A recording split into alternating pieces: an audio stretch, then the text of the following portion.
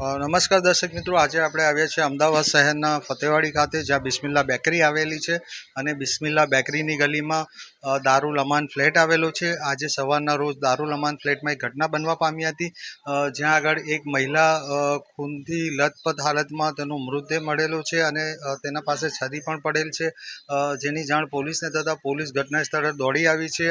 DCP zone 7, ACP એમ division અને PI અને પીઆઈશ્રીઓ અહીંયા આગળ હાજર છે અને સ્થળ પર હાજર રહીને તપાસ કરી રહ્યા છે કે ખરેખર આ શું છે. પ્રાથમિક માહિતીમાં તો એવું જાણવા મળ્યું છે કે મહિલાએ પોતાના હાથે જ પોતાના ગળે છરી મારી અને આત્મહત્યા કરી છે અને તેના એક 5 થી 6 વર્ષના બાળક પર પણ તે મહિલાએ છે જે ઘરની છરી આવે તેના વડે હુમલો કરવામાં આવ્યો છે તેવી અત્યારે હાલ પ્રાથમિક માહિતી અને સૂત્રોથી માહિતી મળી રહી છે. પણ હકીકત શું છે કે આ આત્મહત્યા છે કે પછી ખૂન, તે પોલીસ તપાસમાં બહાર આવે ત્યારે ખબર પડે. ગુંજ ગુજરાતની સમાચાર, આસિફ ખાન પઠાણ.